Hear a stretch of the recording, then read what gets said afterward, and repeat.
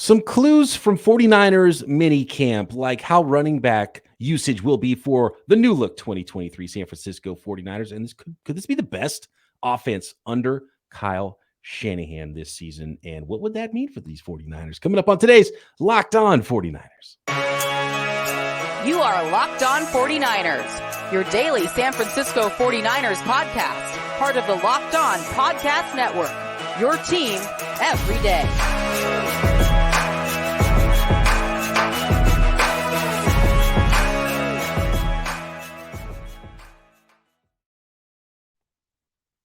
Welcome to Locked On 49ers. Brian Peacock and Eric Crocker at BD Peacock at Eric_Crocker. Thanks to everybody for making us your first listen right here on the Locked On Podcast Network, your team every day. Shout out to all the everydayers out there. Today's episode of Locked On 49ers is brought to you by Birddogs. Birddogs, dude, special at Birddogs, by the way. Birddogs.com/LockedOnNFL. When you go enter the promo code LockedOnNFL, they'll throw in a free custom Birddogs Yeti-style tumbler with every order of Birddogs. Waiting on that Birddogs order myself, Croc. Can't wait. I love the last shipment I got from them. And speaking of how things are fitting, how about Javon Hargrave? Have you gotten your eyes on Javon Hargrave as the 49ers? We're talking about, okay, what exact position is he going to play on the 49ers defensive line? When you see him in the uniform, there's no doubt what position he's going to play. He's going to play right in the stinking middle because that's how he's built. Like unbelievably thick, low to the round. Like he's walking leverage is what Javon Hargrave is. You know, kind of seeing it in passing because you've seen kind of videos of him. Hargrave's first time in the 49ers uniform. You see those things. I was like, a little wider than I was expecting, which is good. Right, because that's what I've been wanting. Like, man, can you give me a guy that's going to plug up the middle there? And to know what he's able to do as a pass rusher, just to have that kind of wide body, low center of gravity, right? He's not the 6'5", 6'6", 6'7" guys that the 49ers have in the middle that's able to get pushed out there. He's closer to a DJ Jones, right? Like kind of a bigger, wider, squattier, but, nice, quick knifing in there ability, but can kind of really hold up against the run. And I'm very excited to really watch them and how the 49ers utilize them because they've been having more of a penetrating, get upfield defense, but having that guy that's a little bit more stout. I want to see what that looks like. Yeah, he's definitely – and the 49ers missed DJ Jones last year, let's be honest, and he's built much more like that, 6'1", 320, 315, 310, something like that. I think he's a little bit leaner, actually, because he was a pure nose tackle coming out of college and for the Steelers, and I think the Steelers kind of underutilized him as a pass rusher, and we saw that pass rush for him break out as a Philadelphia Eagle. Nick Bosa talking about Javon Hargrave was putting him in the echelon of Aaron Donald. It says nobody talks about how good Javon Hargrave is. But he belongs in the conversation, like with the Aaron Donalds and the best defensive tackles in the NFL. So Nick Bosa excited. Maybe you'll see a few less blockers. Nick Bosa in amazing shape, as we would always expect from him. The thighs are still there. Quadzilla in full effect.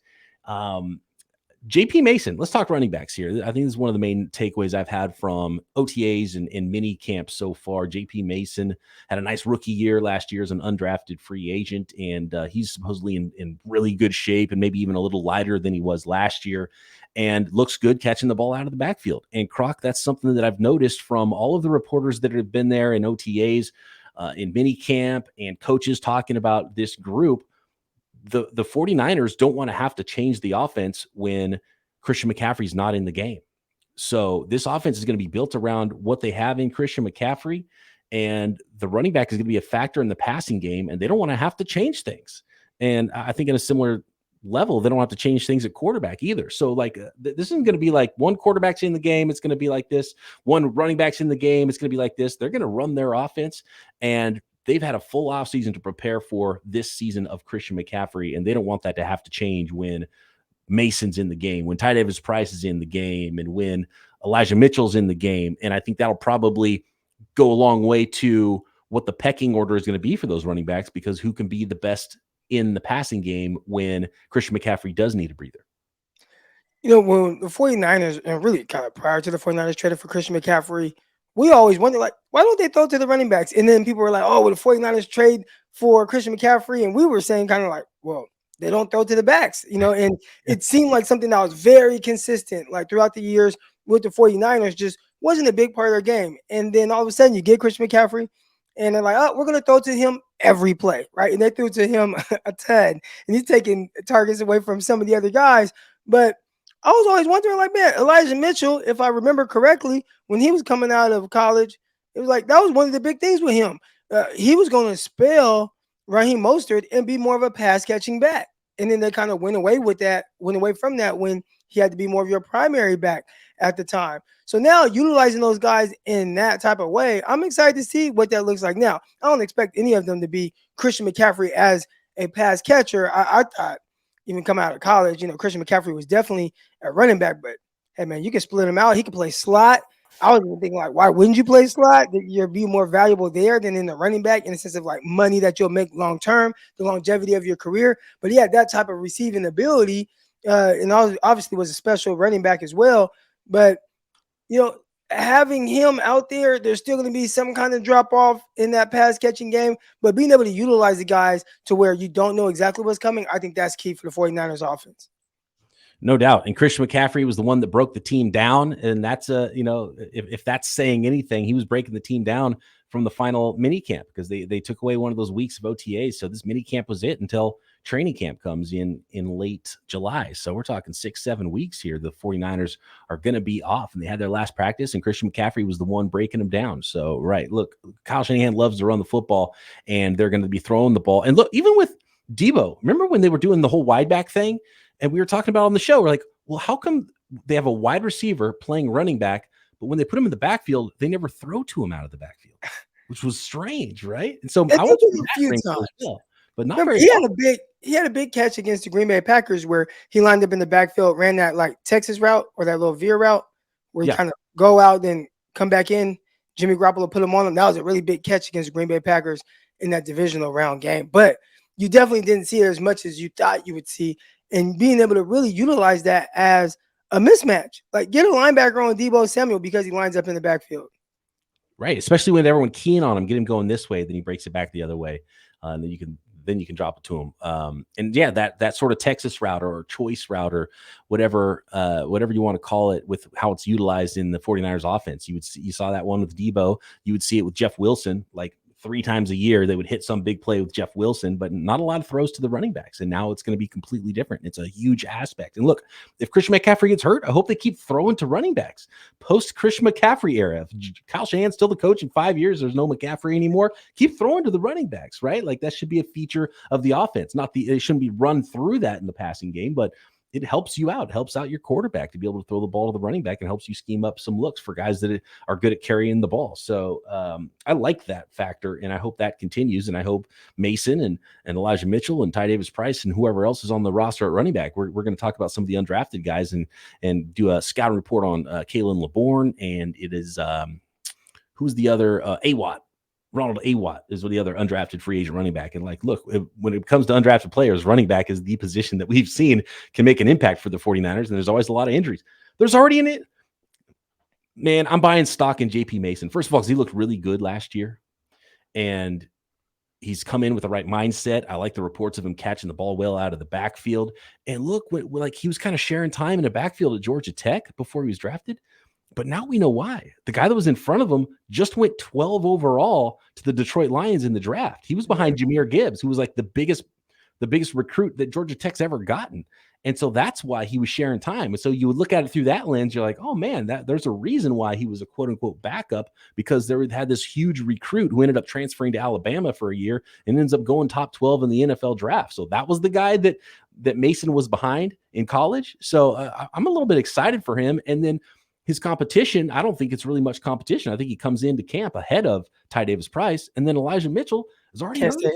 I mean, he's been out the last 2 weeks, and he had an entire offseason to be healthy. That's really worrisome. And it's been unfortunate because Elijah Mitchell, since he showed up with the 49ers, has been their best running back yards per carry. He had 6.2 yards per carry last year. Elijah Mitchell did. You know what I mean? Like, this dude's a good running back, and he hits it, and he's explosive. And I think he can catch the ball too, but the guy just can't stay healthy. I think that's my biggest frustration with him, right? Like just staying healthy. Excuse me. And I know it's not, all his fault. He's probably trying to figure it out, or he's probably just as frustrated as we are, if not more, right? Like, dang, I just want to stay on the field. I just want to be healthy. Man, he runs so well.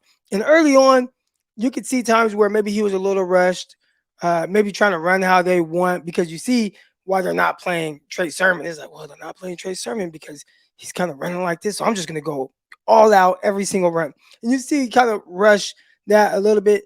But man, the longer he played, the more patient he started to get. And I felt like watching him was week 1 against the Chicago Bears. It's like, oh man, here comes Elijah Mitchell, right? Like, I mean, he was running that rock and then boom, he goes down. And then you watch him some more and boom, he just goes down. It's just like, gosh, he just can't stay on the field, but he's so good. He's so good. So I think the frustration comes from how good he is as a back, especially a compliment to Christian McCaffrey.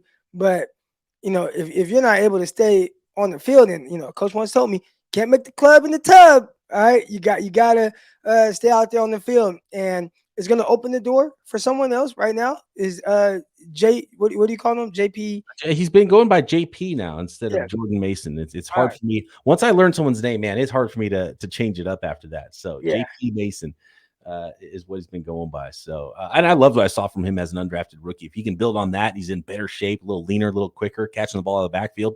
Give it to me, because dude's explosive. He could find the hole, he could hit the hole, and he runs hard. Can we get another glove on him, man? That one glove thing is like, oh, Michael Jackson. Like, what is this? Dude, it's good enough for the king of pop. It's good enough for backup running back, in my opinion. All right, I'll take that. All right. So if the running back position is hitting on all cylinders, which even if there are some injuries, knock on wood, you hope there's not, they should be in good shape. But what about the rest of these guys? Putting together some of the stories from camp. Brandon Ayuk taking off. Better shape, better focus from Deebo Samuel. What could this offense be in 2023? Could it be the best offense in the Kyle Shanahan era? Next. Today's episode of Locked On 49ers is brought to you by Birddogs. Birddogs stretch khaki shorts are designed to fit slimmer through the thigh and leg, giving you truly a sculpted look. Birddogs make you look good, but here's the thing. Birddogs feel good too. Birddogs shorts do the exact same thing as like a Lululemon, but with a way better fit. That fit is way better than regular shorts because they're not made of that stiff, restrictive cotton. We're talking about 4-way stretch. They stretch every way you need them to. So you get the sculpted look. But that issue of stiff shorts and stiff pants has been fixed by Birddog's inventive cloud knit fabric that looks just like khaki but stretches, so you get a way slimmer fit without having to sacrifice that movement, whatever movement it is. If it's golf, it's just hanging with your friends out at a barbecue. I love the shorts with the liner built in. You can hang out, go to the gym. You could lounge around the house in them, or hang out at a barbecue by the pool. And if you need to head on in the pool, do that too, because the liner's got you covered there, right? It's got anti-stink sweat wicking fabric that keeps you cool and dry all day, all summer long.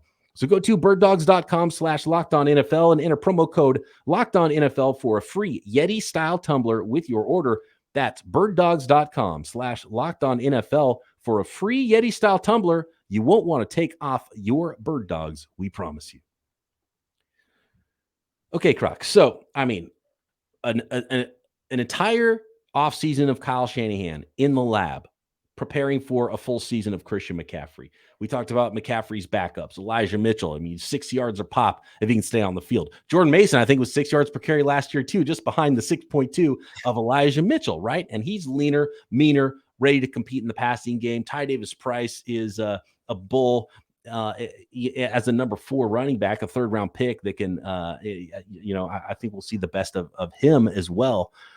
So that's the running back position. Then you hear Deebo Samuel say, I'm awful. I was out of shape last year. That's not happening this year. The focus. Are we going to see 2021 Deebo, right? And then you got Brandon Ayuk, who's getting better and better every single year. He said he's ready to take off.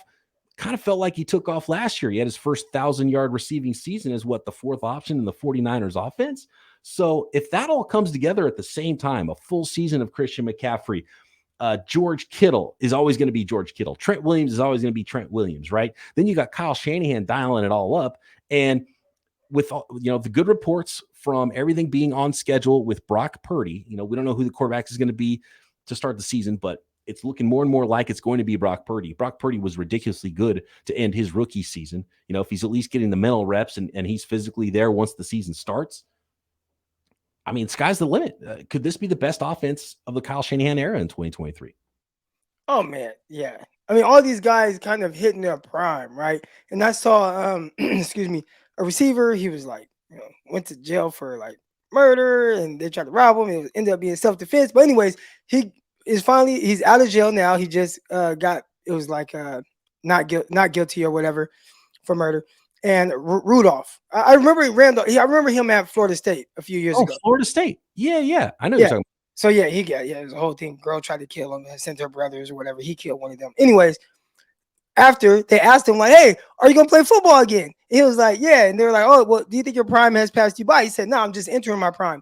And one thing about and that's a drastic example, but I just say the 49ers signed this guy or something. I'd heard that. I don't know if they'll go that route, but I say that to say, at what age do guys start to really enter their prime? And I think when you start to become the best version of you, man, it's between like 25 to 28. Guys just really hitting that prime, understanding the game. Game starts to slow down. You understand more what it takes to be a professional, what is going to be asked of you. And that's where Ayuk and Debo are. They're kind of right in that sweet spot right now. And I think everything's going to come together for both of them in the sense of just true preparation. They're starting to get it. I mean, we've seen that, right? And we saw Debo have a terrific year. Then we saw what Ayuk did last year, having 1,000-yard season. I think with both of them, there's more that you can get out of them. So a full season of Christian McCaffrey and the pressure that he puts on defenses and the attention that they have to put on him, man. And then what those guys are able to do. And a lot of people, talked about like, Ayuk taking off. Now, Ayuk's been killing guys like with the routes. What he did last year, now it's just, are we going to emphasize the pass a little bit more because of all these great pass catchers that you have? Everybody's raving about Ayuk in camp. Teammates, reporters, everyone that's out there. So it would be that's every year though. And I wonder if there's a possibility, because that's obviously what's going to hold any of these guys back on the 49ers offense. We've talked about how Kittle needs to get 12 targets a game, right? But it's hard to give Kittle 12 targets a game and give Debo 12 targets a game. And McCaffrey's going to touch it 20 times between running and receiving. And what's left for the 49ers don't really have that high volume of an offense, even though I would not mind at all if they skewed more passing attempts than rushing attempts than they have in recent years because of the group they have. But like, what's left for Ayuk, right? He had those games we talked about. He had those games that were like 2 catches and 2 touchdowns last year. And it's like, he just doesn't get the targets, and he just has to come through the natural progression of the game. So it's hard to know statistically what these guys will all be able to do. Got a question today, actually, from looking at right now from Dom on Twitter. And he said, is it possible McCaffrey, 1,000-yard rusher and receiver, Kittle, 1,000 yards receiver, Ayuk, Debo, 1,000-yard receivers, right? And we talked about last year, because the 49ers have 3 in Kittle, Ayuk, and Debo, 1,000-yard receivers, and only one of them got there. It was actually Ayuk. I know we talked about Debo yesterday. He had only like 600 and something receiving yards last year. Do you know what Kittle's total was? I want to say a little bit over 800. 800. Yeah. Okay. That sounds about right. And he missed 2 games. And that's the thing with Debo too. He missed 4 games. Right. Yeah. And so staying healthy is one thing, but it's like, I mean, it all can't happen together. But when all of those, I think it's one of the underreported aspects of Christian McCaffrey when he showed up, because he was so good and so impactful, but it was just another player for defenses to worry about. And I think when you roll all of those guys out there at once, it's not so much any one guy is that amazing that he's taking the game over or changing the game. It's that all of them are so good. What the hell do you do against that? So I know the 49ers offense has been predicated on the run, or everything works off of the run, right? Like even their passes, they're a heavy play action team. But man, at what point do you start to build on the passing game because of the guys that you have? And that's one of the things that you hear some of these guys talk about, like a Dan Orlovsky or a Kurt Warner. Shoot, my guy Greg Pinelli is like, man, this drop back passing offense of the 49ers, it's not like the greatest. And Sullivan, same thing. Yeah. Like at what point do you say, you know what, we're going to emphasize like a legit passing game because of these guys we have? Like these aren't just, I feel like, normal weapons. Like you arguably have one of the best tight ends in the league, right? Like top 3 tight end in the league, best running back in the league, or arguably the best running back. We'll say top 3 running back in the league. Deebo Samuel, like, when you feel like utilizing him, right, and he's healthy, top 5, top 10 receiver in the league. Brandon Ayuk, I just saw, and I just retweeted it. It was, I want to say Matt Harmon, who does the reception perception. He sat down and ranked who I think are the top 15 wide receivers in the NFL who will be 25 years or younger.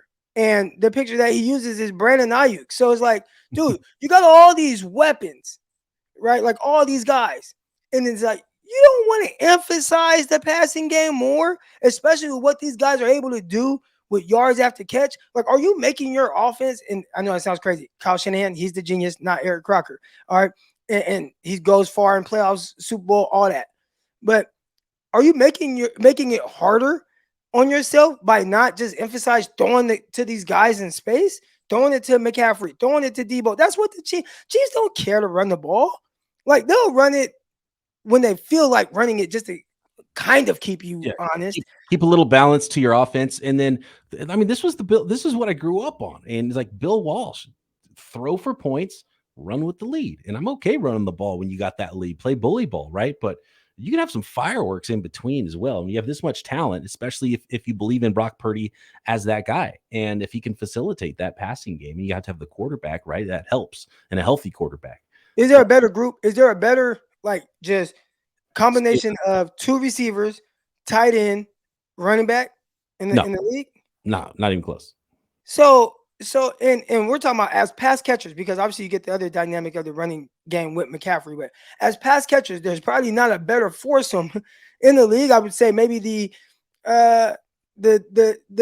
Bengals might argue, because Joe Mixon is a good pass catcher as well. Mm-hmm. And then you have Jamar Chase, Tyler Boyd, and T. Higgins. So, I mean, like, that's good. But even then, I'd still take the 49ers, Deebo, Ayuk, Kittle, McCaffrey. Like, I would still take that group. When you count quarterback, I would take the Bengals group, because they can Burrow throw into those guys. So that helps. But as far as just the skill guy, just the receiving end of it, I'll take the 49ers guys.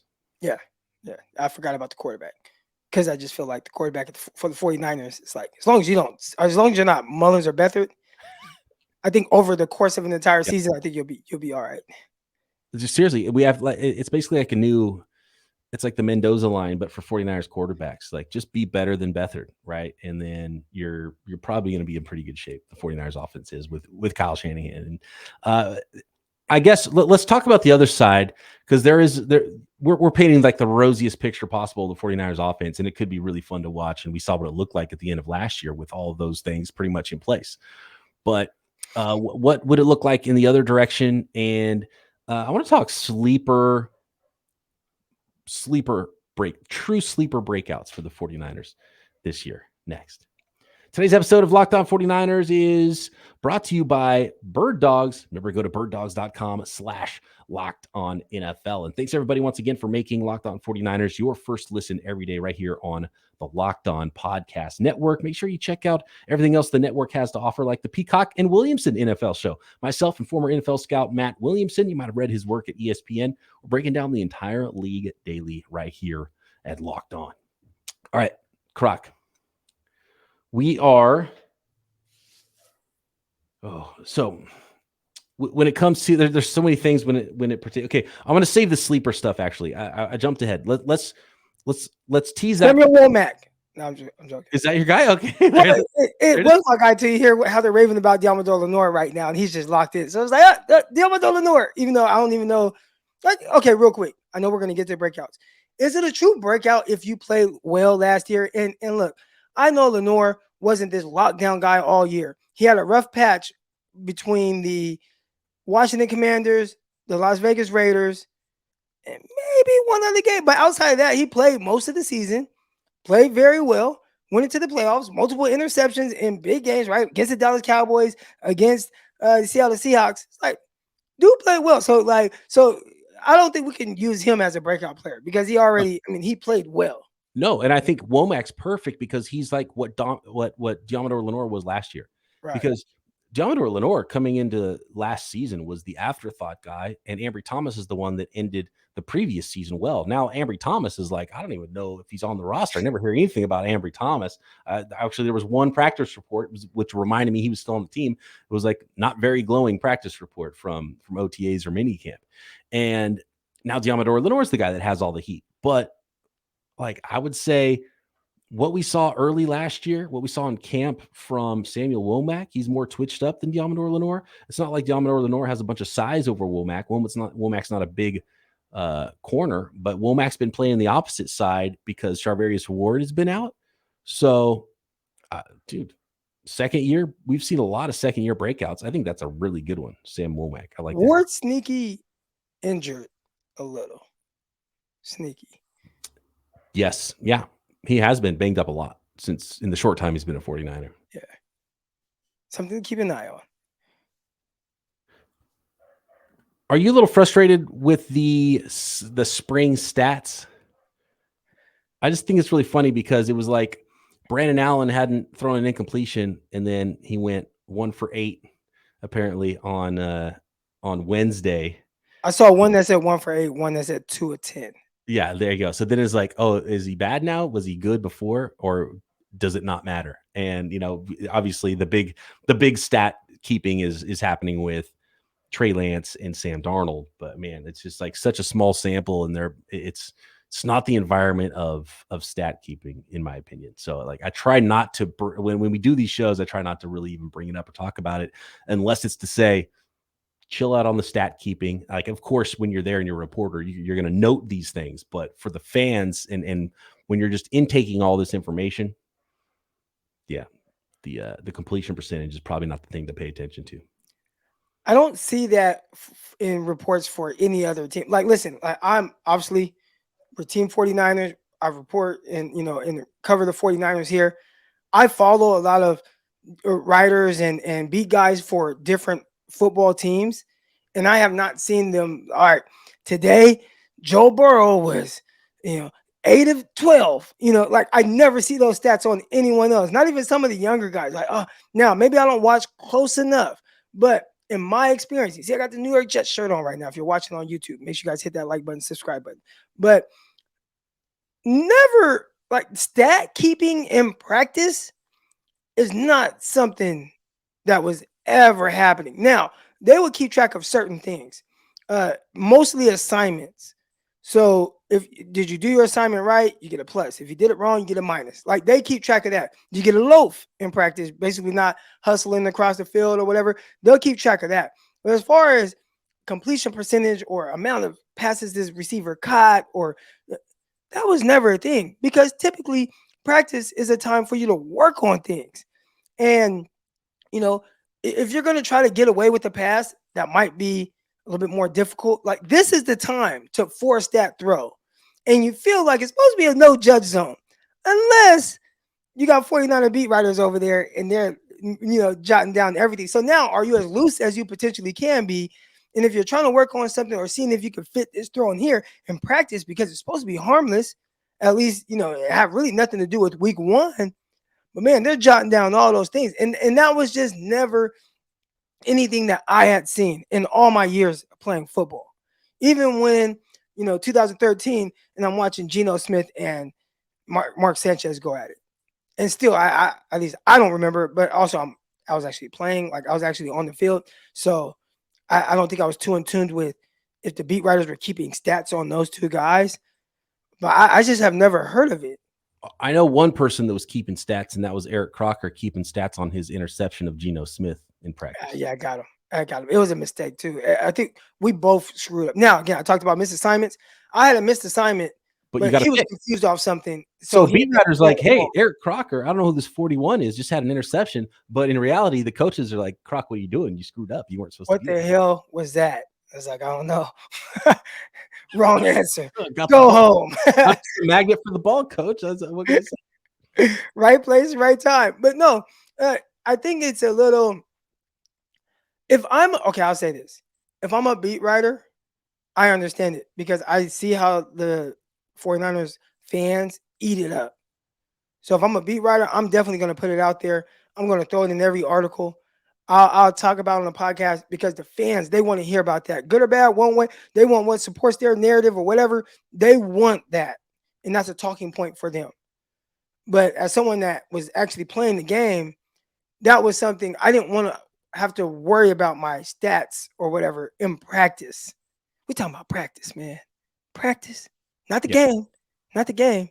Practice is where you're working on the things so you get the stats in the game when it really matters. Right.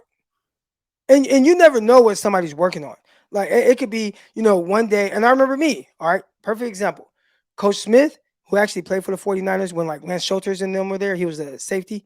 But Coach Smith was like, Croc, I want you to stay square at the line of scrimmage. I don't care if you get beat. I don't care about any of that, but stay square, stay in there against Jeremy Curley and all these other guys, right? So I would, there's several practices in a row where I was really focused on really staying square and working laterally regardless of if I were beat or not. My coach and I, we had this conversation. He understands what I'm working on and something that isn't as natural for me. But if someone's keeping stats, oh, Croc got beat. Oh, this happened.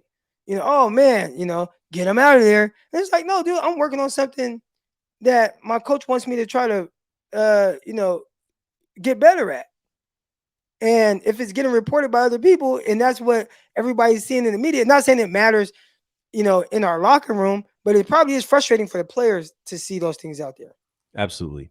So just a reminder, when you hear the report about Trey Lance throwing a pick six to Kerry Hyder, and you're thinking, how did a quarterback throw the ball into a chest of a defensive lineman? Maybe he's working on something. I don't know what that would be. I don't know about that one. Can't save you there, Trey. No, I did hear, I think it was a Haberman. Shout out to my guy Haberman and Middlecoff. But Haberman said it was kind of late in the down where it was kind of like hold it. And then he kind of like threw the ball. Then his kind of view was blocked. And then it sounded like it was either tipped or maybe not tipped, but it was kind of he couldn't quite see, but it was actually a really good play by the defensive lineman, which typically it is. Remember that pick? Kyle Allen and all these Allen quarterbacks. Kyle Allen, Carolina Panthers threw a pick to Nick Bosa. And it was one of those where it was like, wow, Nick Bosa made an amazing play. And I don't even think I faulted the actual quarterback, right? Now, this is different, but I'm just saying, just in the sense of, interception to a defensive lineman in practice. It's more, to me, it's more about with all these guys. Brock Purdy, I'm not going to be worried about what Brock Purdy's completion percentage is in practice. It's going to be, man, how does he look? How's the ball coming out of his hand? Is he making like what he's doing? Does he look like? Is he making the right reads? Are things moving a little too fast for him? Not if a ball got away from him, one ball or two passes got away from Brock Purdy. What does it look like consistently coming out of his hands? Does it look quicker? That's what I want to know from Trey Lance. What I don't think is being covered a whole lot. How does the ball look coming out of his hands? Yeah, right. Everybody worried about the spiral. His mechanics are they starting to become a little bit more muscle memory? How has he been with his decision making with throwing to receivers? How has he been on the short to intermediate throws? What does that look like? Does he look gunshot? Like that's what I want to know. Not he was 8 of 13 and threw a touchdown. And it doesn't tell the story that it does not. Right. And that's for any of the guys. That could be for Sam Darnold. That could be for Brock Purdy. I want to know, what does it look like? What does it look like with Brock Purdy when he's out there? Do you see any hindrance from the elbow? The last thing I'll ask about Brock Purdy is his completion percentage in practice. Yep. I totally agree. Thanks, everybody, for making Locked On 49ers your first listen every day. We've got more coverage, our takeaways from spring practices. We're previewing the training camp and the 49ers roster. We'll go position by position. We'll talk about where the 49ers got better, where they didn't. We still have some rookie scout reports from some undrafted players, a couple of running backs, some linemen as well. All that coming up as we cover the 49ers for you every day, all offseason long, right here, Locked On 49ers. Subscribe to this video.